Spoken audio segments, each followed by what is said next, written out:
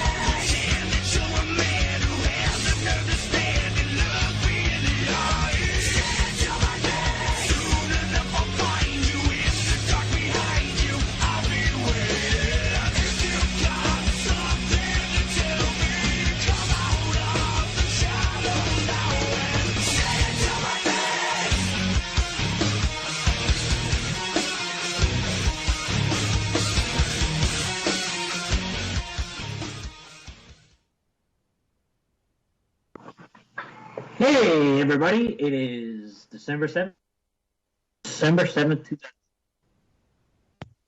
Host, I'm Brown, and I'm joined as always by co-host, Nick Durst. What's going on, Nick? How are you?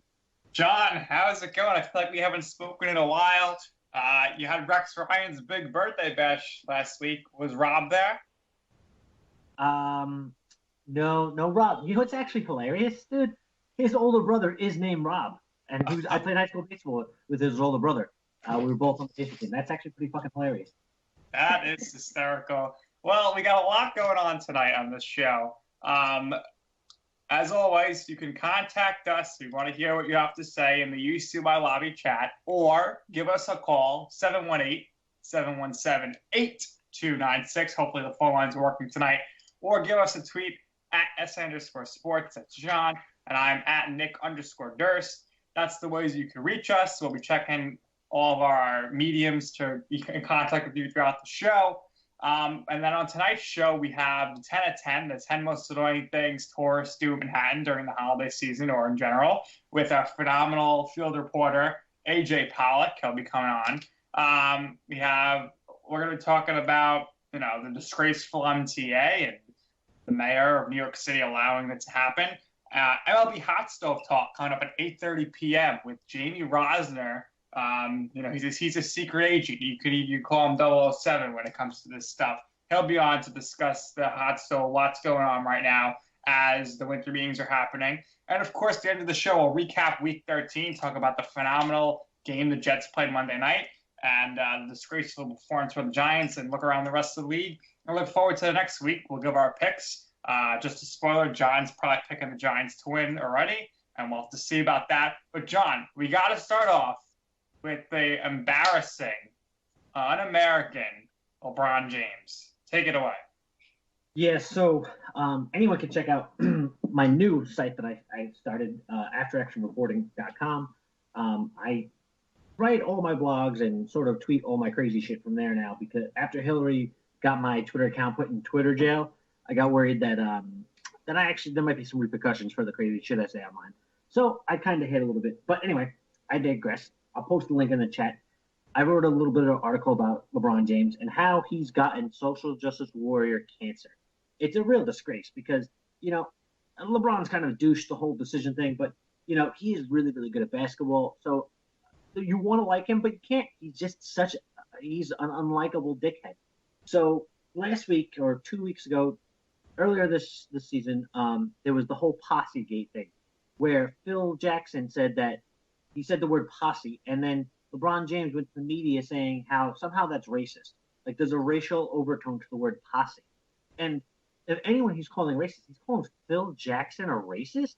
Like, are you out of your mind? It's so ridiculous. So he's just doubled down again, and now the Knicks are traveling. They're playing tonight. Cleveland in town playing the Knicks tonight, and the Cavaliers are staying in the Soho Trump Hotel, and he refused to stay in the hotel because it's Trump. He hasn't mentioned any actual policy that he disagrees Well, how with. about this, John, though? Trump does not own the hotel. They just use his name, which is very common. Absolutely, that's in my blog post. It's literally just a licensing deal. He licenses his name because people like his name. So LeBron's so outraged over this that the NBA is doing business with Trump. They're not even doing business with him. It's like Trump's last name is McDonald's and he's refusing to eat at McDonald's. It's outrageous and retarded. And anyone who does this kind of thing, it's like you're bringing negative attention to yourself for no reason. And for the most part, I could care less.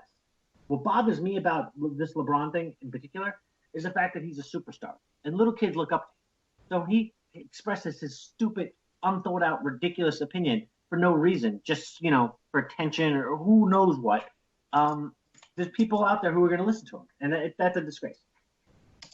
And here's the other thing. I got on one of our early shows in the summer. I was on LeBron because he refused to play in the Olympics. And he's, Mr. American over here. He should have been there. And then he later regretted not playing. So that really made me hate him even more. And how about your boy Shumpert, who said, I'm not going to the White House? Well, first of all, you're probably not winning the finals this year with the Warriors. And secondly, nobody cares enough to hear that right now in December. Yeah. Yep. And of course, the Knicks will be playing the Cavs tonight. Somehow the Knicks won yesterday. Will they win tonight? Who knows? Maybe we'll keep you updated throughout this show. The Knicks could be moving up to the 3 seed tonight, John. Really hard to believe if everyone else loses. But that's how bad the East is. It doesn't, you know what? It doesn't even matter. I know that Derrick Rose isn't playing tonight. So, well, there we go. It took Derrick Rose a little longer than we anticipated, but he's finally out injured. Yeah, I'm sure this lingering back injury will be, 3 weeks or something. It's just the NBA needs to change their collective bargaining agreement because the way it's set up right now with guaranteed and a cap, it's not competitive. You have 2 teams that are essentially going to the finals at the beginning of the season. One of them actually got even better this year. They went out and got the Kevin Durant.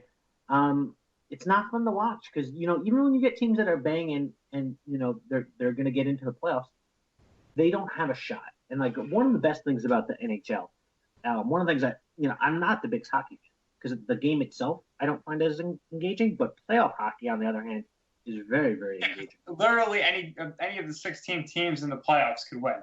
Absolutely, every year. All you need to do is get a goalie who gets hot, and that's it. But it's not like that in the NBA. It's extremely top heavy. When teams make bad salary choices, they give a contract they shouldn't or something of that nature, they're punished for years and years and years. Look at the Knicks. That, the Eddie Curry deal put them in a hole for a long time. And now the Bargnani deal put us in a hole. We have the money and we can't spend it. I hate that. We were having this discussion today in work. And before I do that, Big Gator must be living under the rock. He says, who's LeBron? Grump says some bitch. Otto says he's the dude that does the Sprite commercials.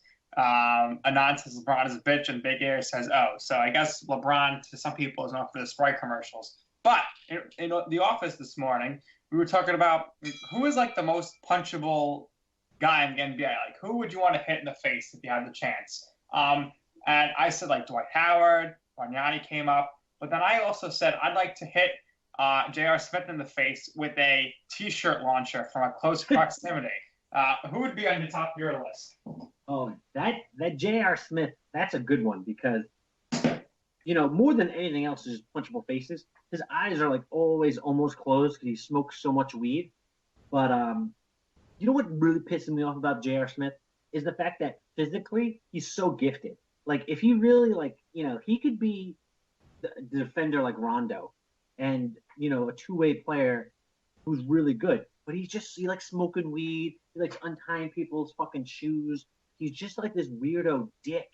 And that Oh, that bothers me. Did you see last week when they lost to the Bucks because he, in the middle of a play, decided to go talk to and give a handshake to Jason Terry, who was on the bench, and he's like, "I didn't know I was in the game." Like that's the stupidest thing I've ever seen. If you didn't see that play, go see it.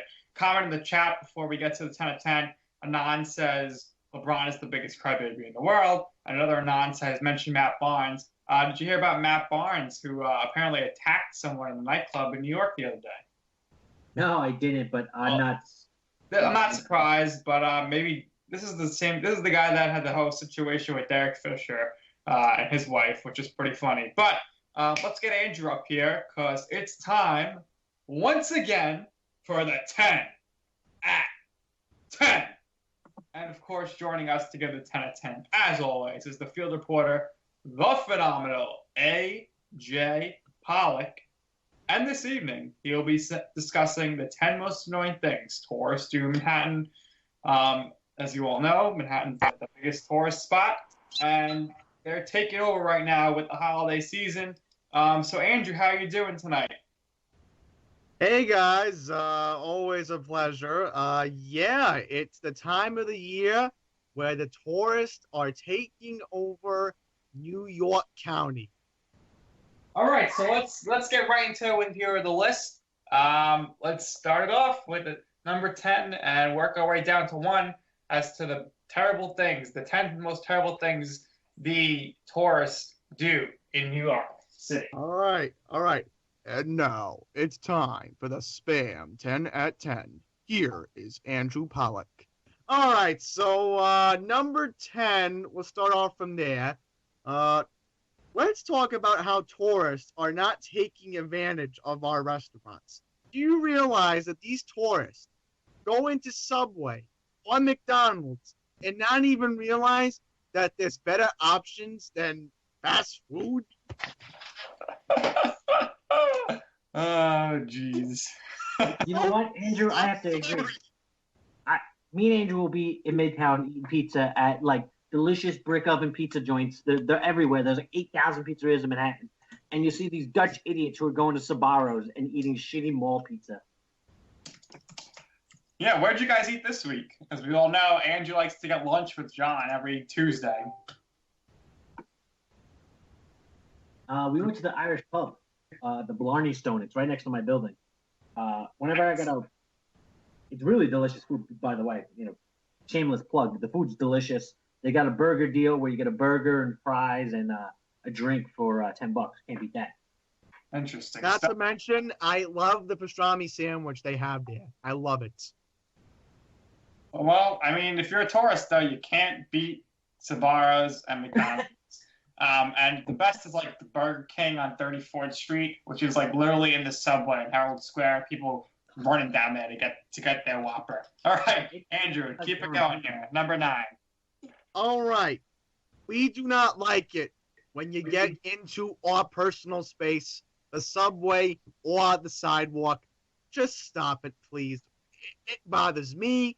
It bothers Nick, and especially John when he's in the Port Authority.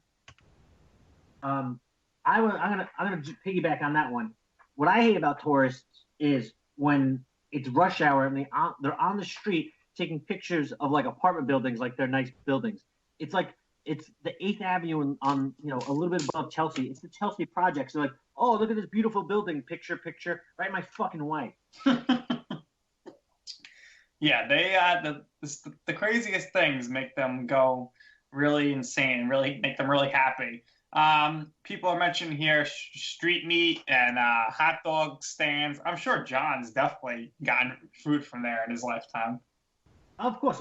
When I'm shit-faced, I used to wait for the ferry. There was that street meat guy right there on right next to the Battery Park, right next to where that nice beer garden is now. I used to get a gyro while I was waiting for the ferry, but now I'll go Staten Island, so I don't really do that so much anymore. All right, Andrew, keep it going here. All right, so number 8, misusing your umbrella. We all hate that problem. All right, you got to elaborate on that one. I'm not too familiar with that problem. Oh, like I've seen it all the time. How people just love to bump into other people with their umbrellas.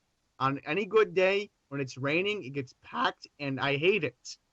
Yeah, what I hate about the city the most when it's raining is getting poked in the eye by fucking dumbass people's umbrella because they just fucking walk like it's no big fucking deal, and then they got these gigantic like beach umbrellas like they're gonna fucking melt if they get wet.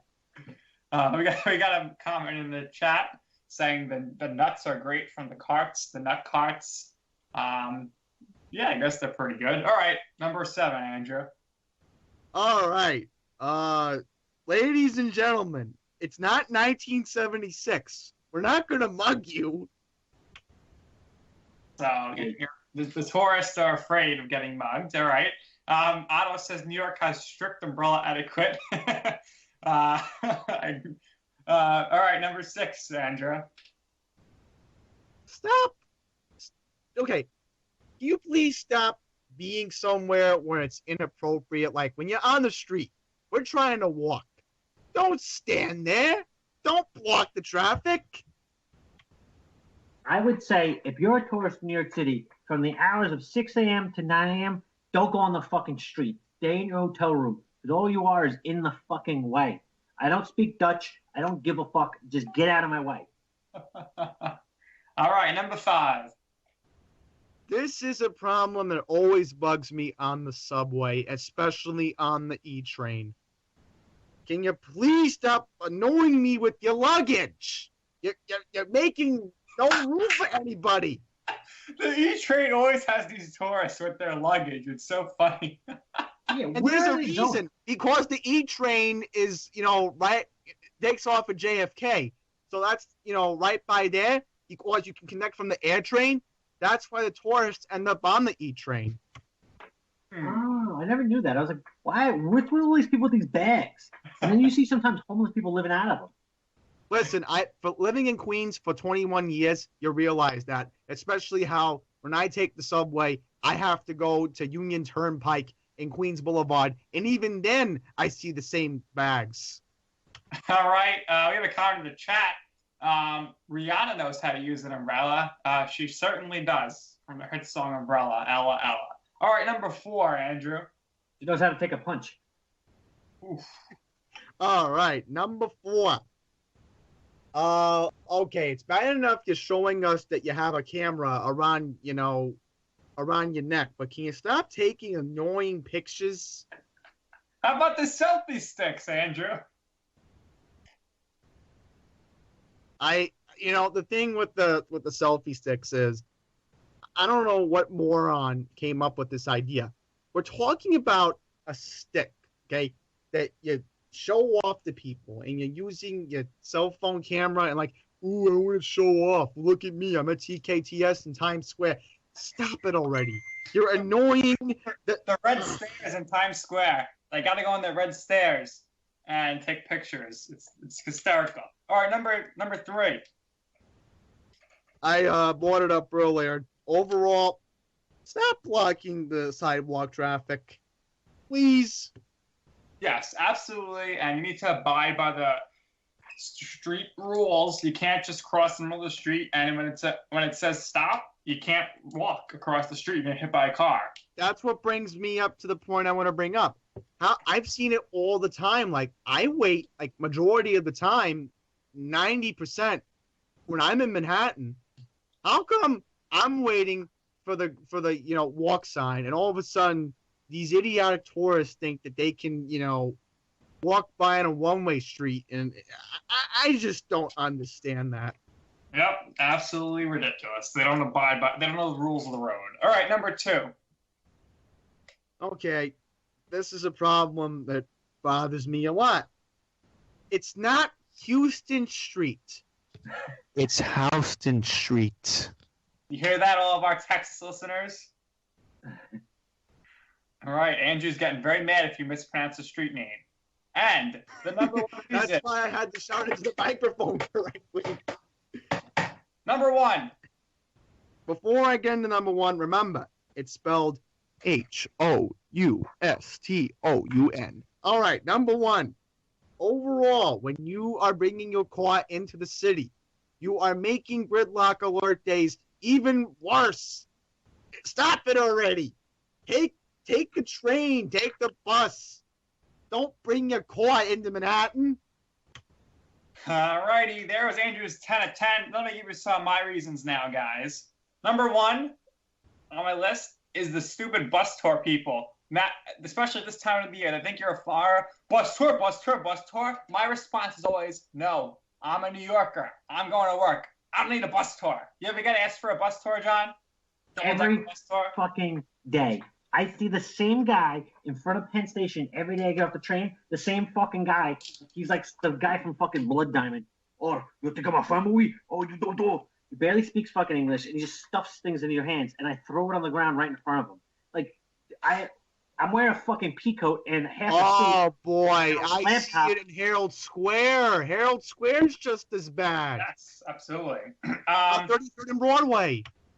Another thing here. If you ever go to Washington Square Park, you are going to see so many foreigners enamored with frickin' squirrels. They chase them. They take pictures of them. It's like they never seen a frickin' rodent before in their life. It's like when I see squirrels and pigeons, they're just like, oh my gosh, it's the most beautiful thing in the world. Let's take a picture with it. Meanwhile, it's a fucking rat. Nick, I gotta tell you this. My number one beef with tourists is smelling like dog shit. I don't know what it is, but they fucking stink. I was on the train with this guy 2 weeks ago, and he smelled like vinegar, like rotten vinegar in feet. Right. Fucking nasty. Here's two more things for me. They always wait on the wrong bus lines. So I wait on the express bus line, which says X23, X24, Staten Island. These people line up on our bus line, and they don't speak English. And they think that this bus that it says Staten Island is going to the frickin' ferry. No, it's not going to the ferry. It's going straight to Staten Island. They try to get on, and they're like, oh, no, ferry? And they're like, no, this is Staten Island. And they go, next one. No, you're just on the wrong line. So go to the right place. And finally, this thing drives me the most crazy. Listen, everybody. There's a reason for a handlebar on the staircases in the middle. It's to divide the two sides of the stairs. So that way, you always stay to your right. Right up, right down. No, these frickin' foreigners decide that while everyone's rushing down the right side or up the right side to go wherever they gotta go, they decide, let me go on the left side and be walking through a million people in the wrong direction. Have you guys ever noticed that? It annoys me so much. Every day. I can't. I won't even walk on 7th Avenue anymore because there's too many people just like standing there, just like they're pivoting, like they're trying to set a pick. It's ridiculous. Yeah, they'd be a bunch of basketball players on the streets. But there you had it, Andrew. Once again, why don't you play your little intro part and let everybody know what they just listened to? This has been the Spam 10 at 10. Don't forget to tune in every Wednesday at 8:10 Eastern, 5:10 Pacific. There you go. The 10 at 10, Andrew Pollock. Now, Andrew, I heard you're very interested in what's going on with the MTA. Is that correct? Oh, I hung up on him already. All right, no worries. So, obviously, Andrew, if you want to call back, you can for the next 7 minutes before we get to our next guest, Jamie Rosner, to talk a little baseball. But, John, you got the MTA looking to raise the fares again. They purposely made the hearings at 5 p.m. so that no one can get there because they're either working or stuck on an MTA bus. And Mayor de Blasio just doesn't give a shit. What's your take on this? Of course, this is what they do. Listen, they held that meeting at that particular time because actual taxpayers won't be able to go. They purposely do that. Are you supposed to take a vacation day to go down there and waste your fucking time? They do things like that. It's these little tidbit sneaky things. But listen, no one's gonna go. No one's gonna make a fuss. And the real problem is the vast majority of people won't even notice that it happened until the next time they go buy a Metro card and they realize it's more expensive. Yeah, if they were to they do this on purpose, so they could say no one came to the hearings, you don't care. If you made the hearing on a Saturday or at 8 o'clock, then obviously plenty of people would show up. It's the federal government loves doing this kind of shit. The VA is great for it. So if you go to the VA and you want to make an appointment, you can only get appointments Monday through Friday, 9 to 5. Well, guess what? If you have a job, guess what I'm doing Monday to Friday, 9 to 5 for the rest of my life? Like, it's the government's all fucked up when it comes to this kind of stuff. And when it comes to stuff like the MTA meeting, they purposely do that. So that, yeah, look, no one cares. We can just raise it again. And now next year they'll raise it again because, oh, no one even came to the meeting. Exactly. And the mayor says, oh, we need to do this. We absolutely have to, raise, we need the money. We need the money. We only found an extra $4 billion lying around in the beginning of 2016 that they wasn't used in the 2015 budget. Mysteriously, John, $4 billion went missing from the MTA's budget. So they had to overcharge us throughout the year. And now for the third straight year, they want to raise fares.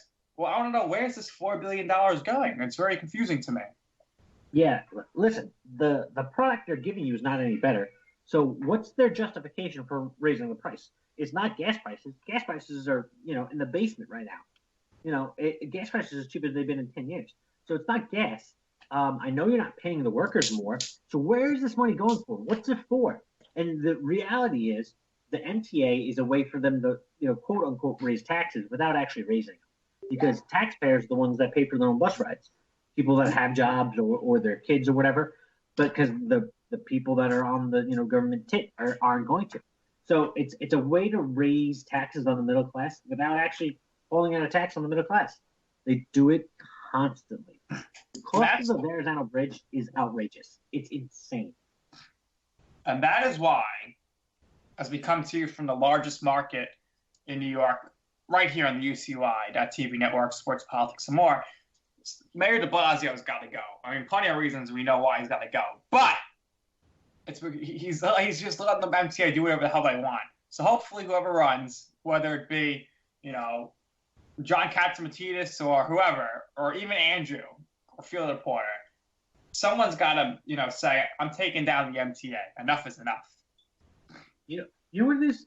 It's stopping the toll from going up and up and up is really just, it's treating a side effect. What we really need to do is treat the disease. And the disease is the fact that the city is spending an outrageous amount of money on nonsense. They just spend and spend and spend. The government flow of corrupt, wasteful money.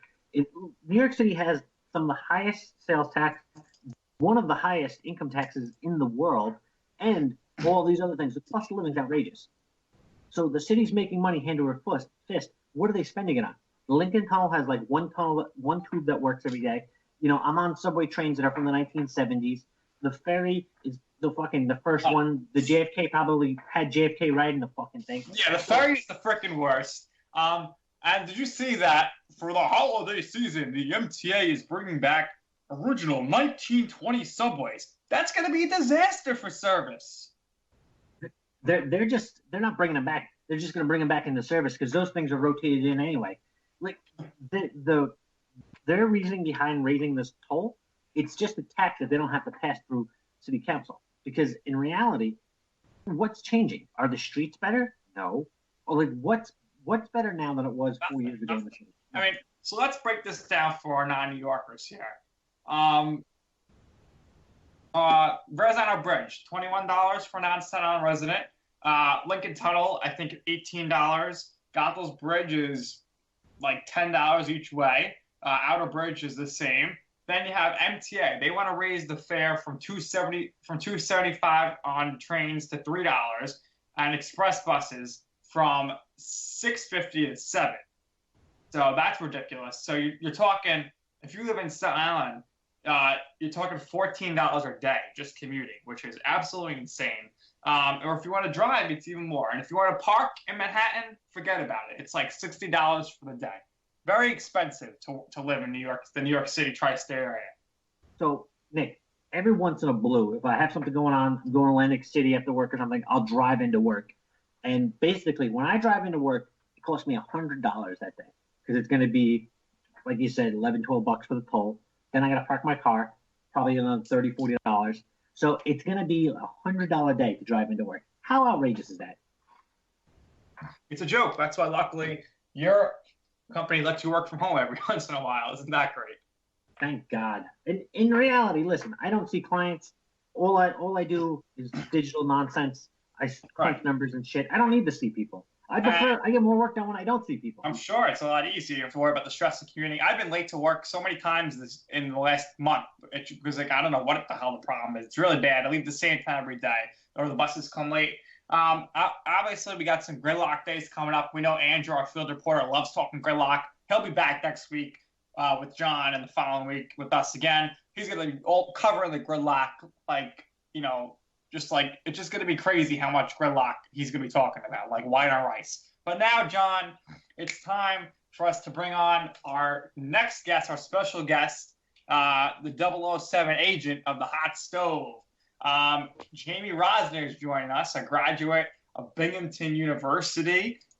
He's making a name for himself, apparently, on the social media right now. And we'll have Jamie let us know where you can find him on social media. But we welcome into the show Jamie Rosner. Jamie, what's going on? Hey, how's it going, Nick? Jamie, what's going on, brother? Hey, I mean, it's getting cold outside, but things are heating up in the baseball world. Ain't that right? All right, so Jamie, let's just get right into it.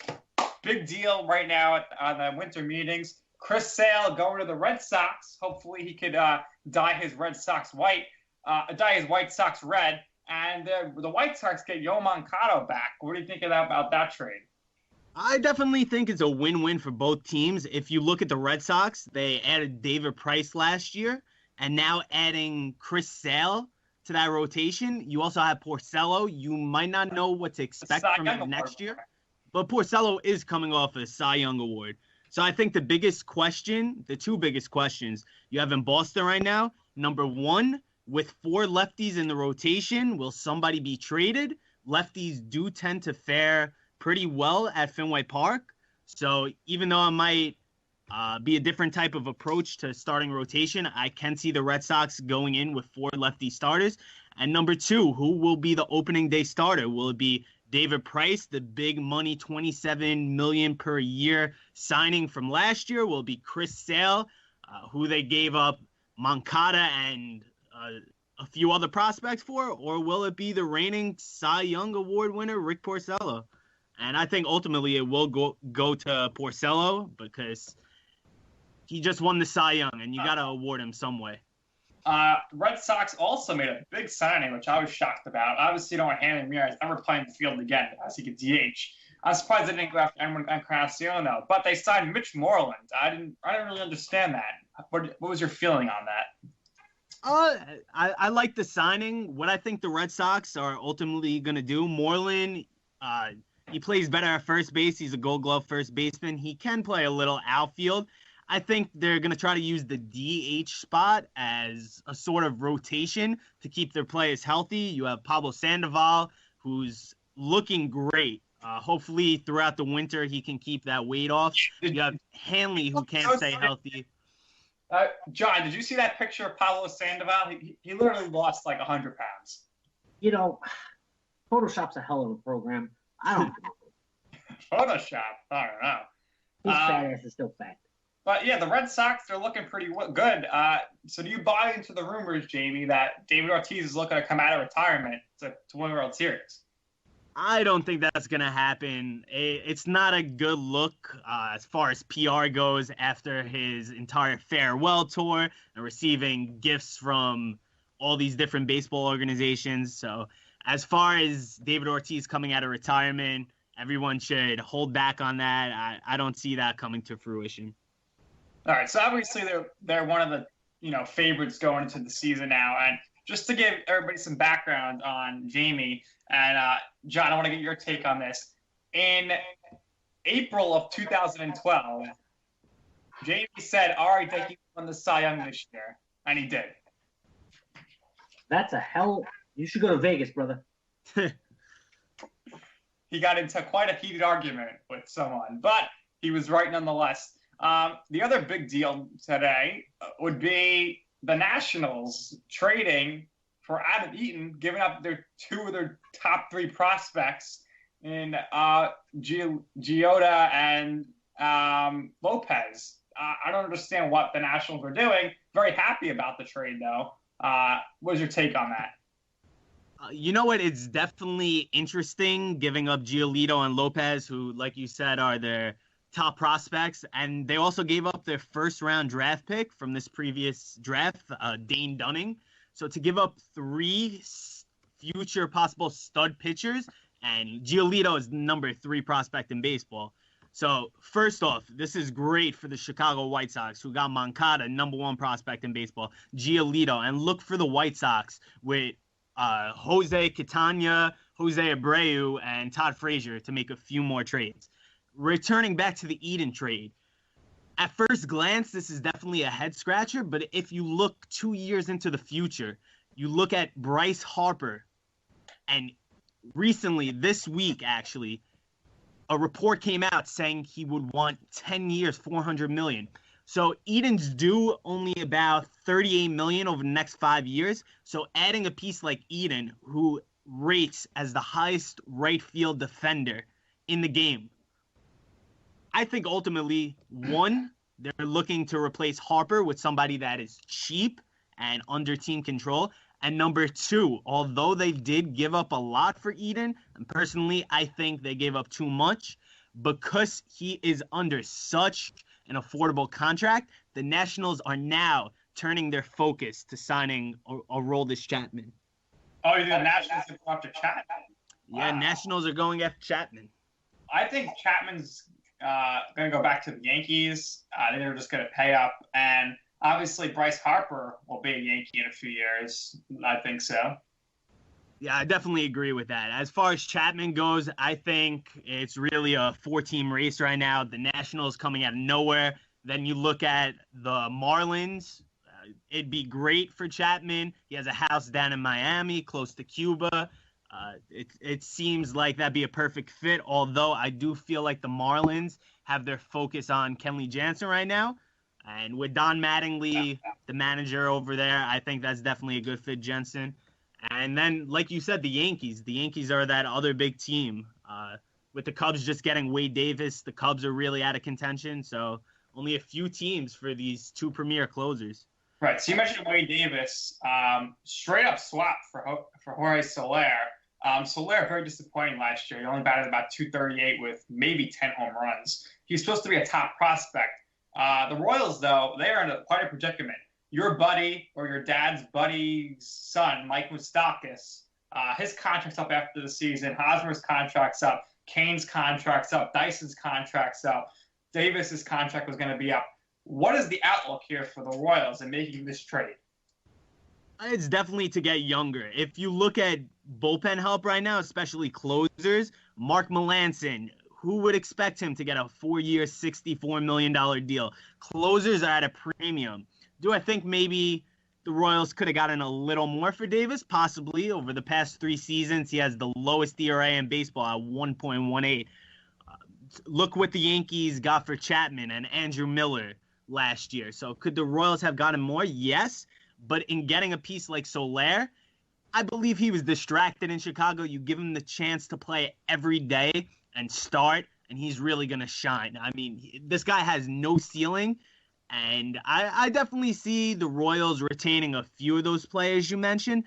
They don't have the money to retain all of them. So I can see somebody like Hosmer or Kane being traded, and ultimately they'll only be able to retain 1 or 2 of those guys. Yeah, so it's going to really depend on what the Royals' record is come the trade deadline, because they could be huge sellers if they have a season like last year in the first half where they get these injuries. I'm a little surprised, though, that the Cubs dealt Soler, considering that Jason Hayward sucks. That's going to be the worst contract in the last 10 years. Oh, yeah, that's definitely a terrible contract. The fact he's benched in the playoffs, and the guy's not really going to amount to anything offensively. He was a decent offensive player, but the reason he really got that deal was his base running and his defense, which clearly his offensive output was overlooked because he hasn't lived up to what people expected from him. He had 1 really good season, 25 home runs or so, and from there it's been downhill. He was terrible 2 years ago with the Cardinals, so I don't know why he got that contract. And in the playoffs, Offense wins championships, not defense. You got to score runs. Al Schwarber. Yeah, exactly. And a team that's looking to, is all about the runs. The Rockies, they already have all-star Charlie Blackmon and Carlos Gonzalez and Trevor Story. Now they signed Ian Desmond today. They're looking to get Trumbo. Encarnacion's in the mix. Could you imagine if they get Trumbo and Encarnacion in Colorado? They're going to hit 60 home runs each. Yeah, look at Trumbo. Trumbo had 47 home runs last year. You put him at Coors Field where the ball just flies. Like you said, I can see him hitting 60. And it's really unbelievable to think that the Rockies put out a report saying that Ian Desmond will be their first baseman. I don't believe that one bit. Like you said, they're going after Trumbo. He has not played one inning at first base in his major league career. He has time at second base, shortstop, and every outfield position. I ultimately see the Rockies dealing one of their stars in the outfield. Not Dahl. He's young. He's cheap right now. I see it being either Blackmon or Cargo. And you fit Desmond in maybe center field, and I could see them bringing in Trumbo too. They'll get a good return of a few prospects, and they're going to make their team better. They just need to get some pitching. But who wants to pitch in Colorado? Not a lot of people. They should have went after Ari Dickey and Bartolo Colon. But obviously, the Braves, they're going to sign Kelly Johnson, and they'll probably trade Kelly Johnson along with Bartolo Colon to the Mets at some point this season. 3 years in a row for Kelly then. I mean, I think that's a guarantee that Kelly Johnson signs with the Braves and it ends up a Met. Where do you see Jose Bautista signing? You think the Blue Jays will come to their senses and actually bring him back now? That's actually a really tough question right now because there was a report by Duquette, the GM of the Orioles, and he said he wasn't going to sign Bautista because the fans in Baltimore don't like him. So I don't know if maybe there's some tension in the clubhouse about the possibility of Bautista becoming a member of the Orioles. But I think a lot of the outfield market really depends on what ends up happening with Bautista. You see so many guys that are available through trade, maybe a Cargo, maybe a Blackmon, JD Martinez, Lorenzo Cain, Dyson, and Jose Bautista is really going to determine the entire outfield market. I can see him going back to Toronto, even though people in Toronto say the chances of that are not great. I don't see him getting that great of a contract. 36 years old, coming off an injury-plagued year. Yes, he has the track record, but nobody wants to give the money to a 36-year-old. And like I said, he is coming off injuries. So that's a big question mark right now in the free agent world. Right. So Encarnacion turned down 4 years, $80 million from the Blue Jays. I don't know if he's going to get that anywhere else because he really can only DH, and he's not too young, and there's limited teams looking to spend that much money on a DH. It's just not going to happen. Teams like to rotate around DHs. A surprising signing, Matt Holliday to the Yankees. Did not see that one coming. And also, Carlos Beltran going back to Houston, joining the Astros. I actually think Holliday is a perfect signing for the Yankees. They're clearly in the transition. What about your guy, Brett Gardner? Brett Gardner. He's going to get traded. I love him. I would love to see him on the Mets. Not right now with the logjam in the outfield. He can definitely help a team in contention. But like I was saying, with Holliday, he's going to be right in the middle of that lineup. He's going to be a veteran presence. And he is a professional hitter. So he will really be able to mentor the Gary Sanchez, the Judge, the Birds of the world in New York and really help them because I expect Sanchez to fight a few slumps. Everybody's saying, 40 home runs, 50 home runs. What's going to be this guy's ceiling? But if you look at things realistically, in about 70 games in the minor leagues last year, he only had 10 home runs. So it's 50-plus game stretch of 20 home runs.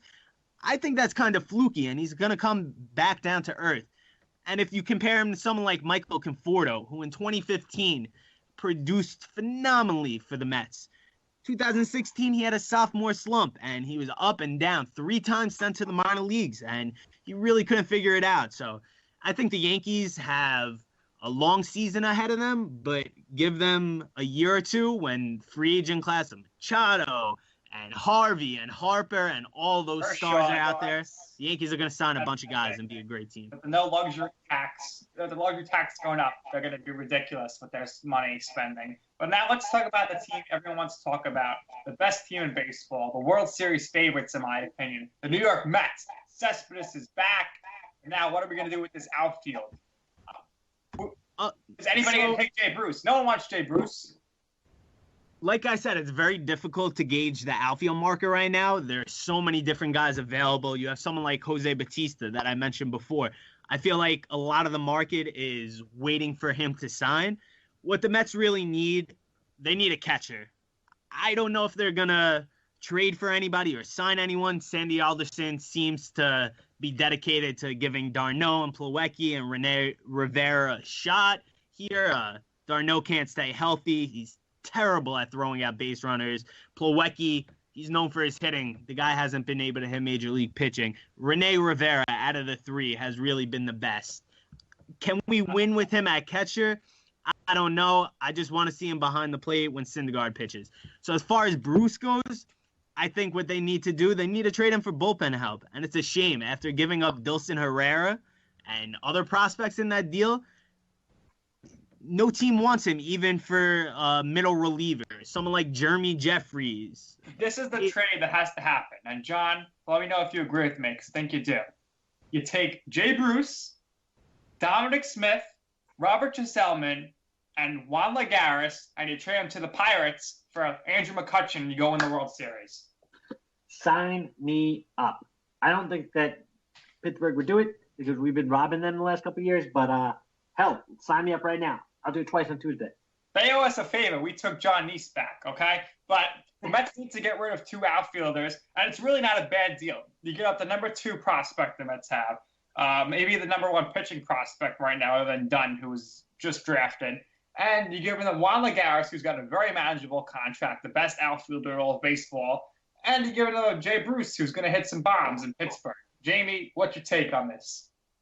Well, the big thing with McCutchen, he came off a year in which he struggled mightily. But if you look back on his 4 previous seasons, this is a guy that people were comparing to Mike Trout as the premier player, not just outfielder, the premier player in baseball.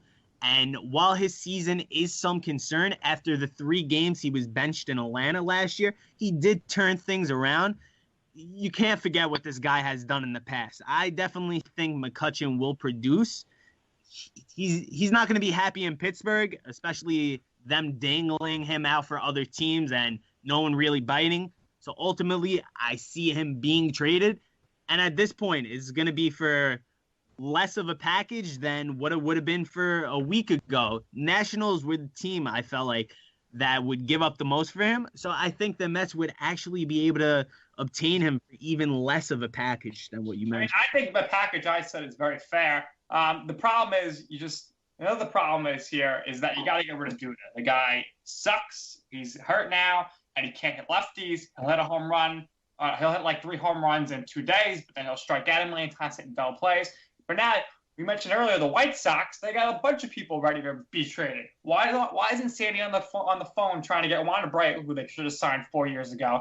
Imagine having him and Cespedes in the lineup. Or, even better, bring Todd Frazier back to the tri-state area for the 1 year, have him at first base. Him and Cespedes are going to hit 30 home runs each. I think that's a great idea.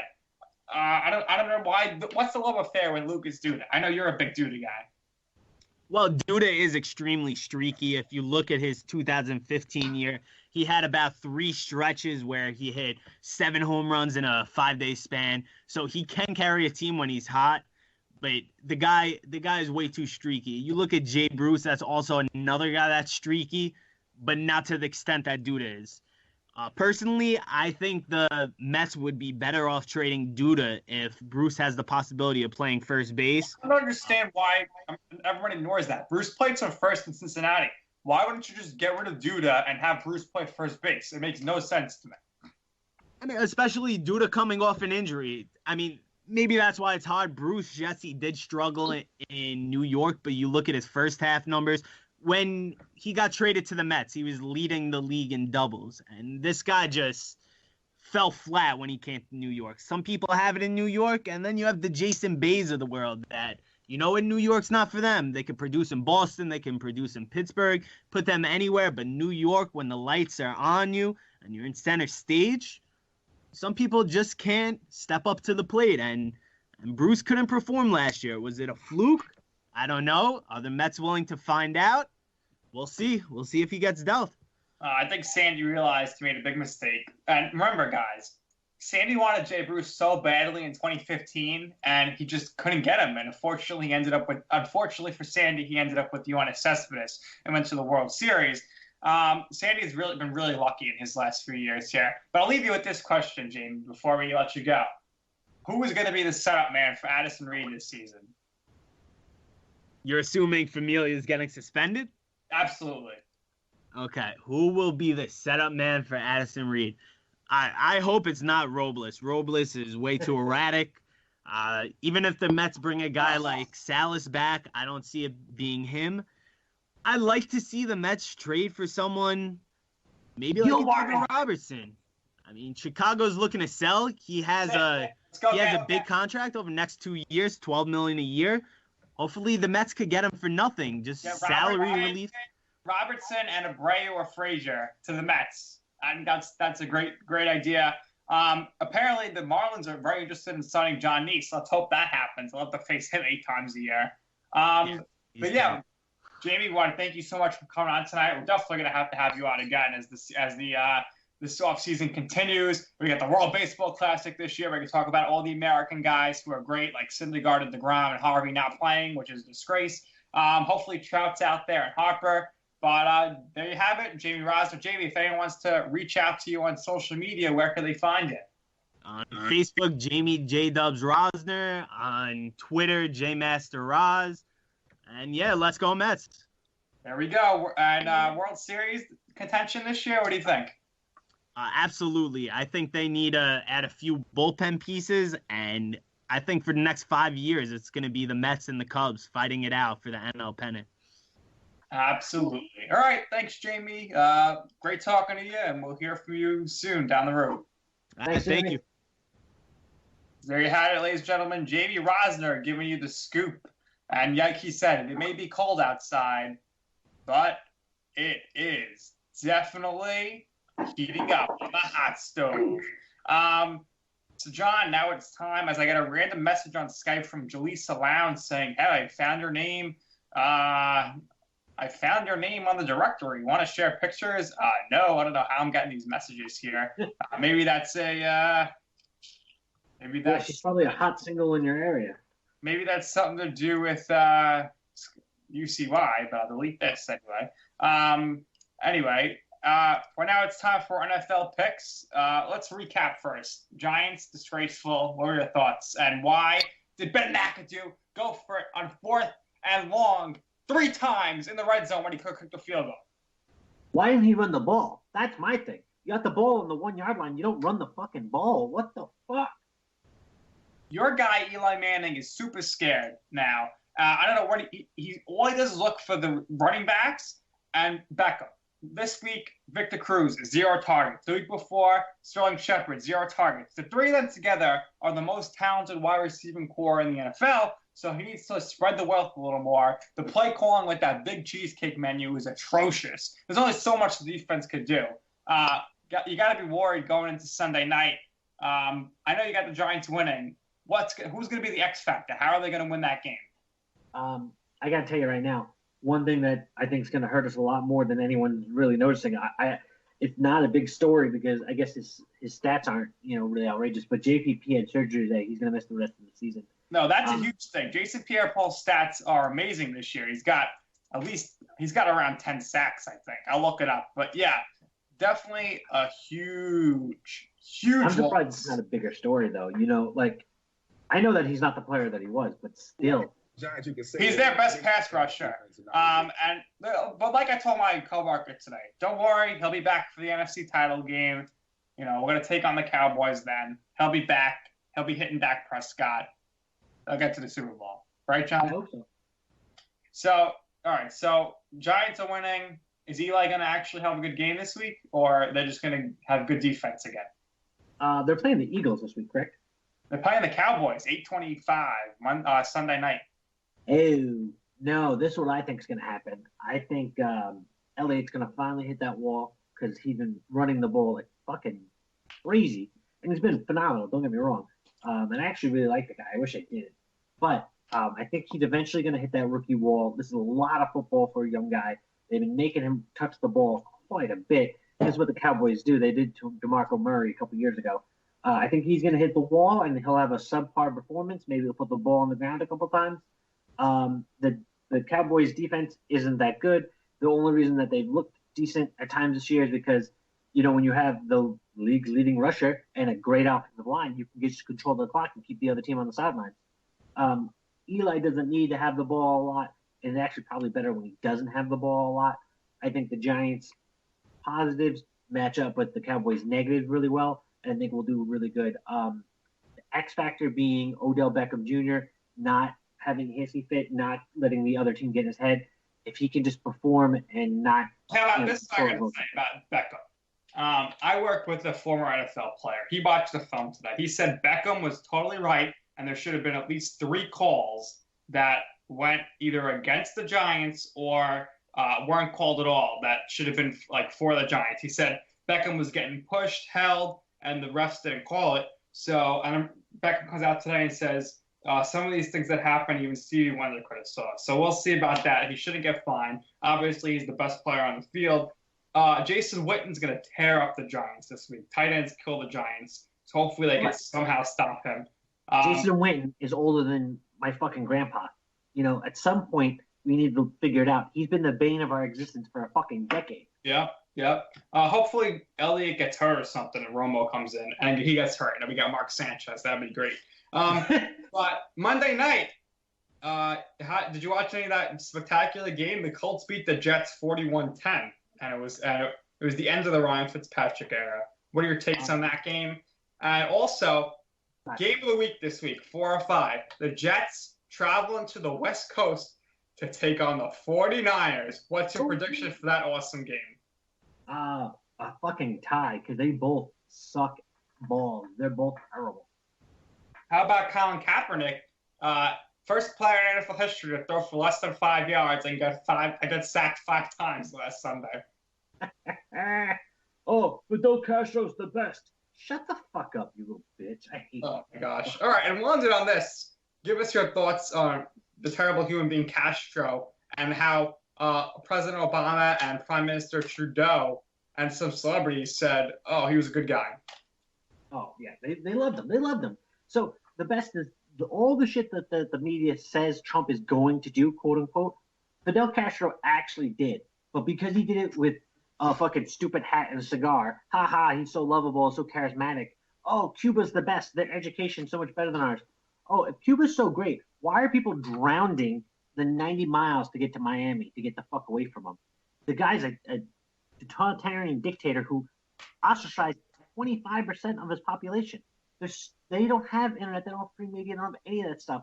And it's a slap in the face to every single Cuban refugee who risked their life to get to this country that they're saying anything good about him. How about your guys Marco Rubio and Ted Cruz stepping up and ripping the people's support? As they should have. There was a really good political cartoon I saw online, and it's Obama and Trudeau from Canada crying next to Castro's grave, and then Trump standing next to it, and he has his tie around his neck, and he's pissing on the grave. Because that's exactly what you should do. The guy was essentially Cuban fucking Hitler. He almost ended the world with the Cuban Missile Crisis, the closest we've ever come to nuclear war. Why the fuck would you celebrate this guy's life? He's a scumbag. And there you have it. John telling it like it is. That's going to do it for another edition of Sports, Politics, and More. This has been episode 18. We hope you enjoy it. And look forward to more episodes. We'll be keeping you updated on.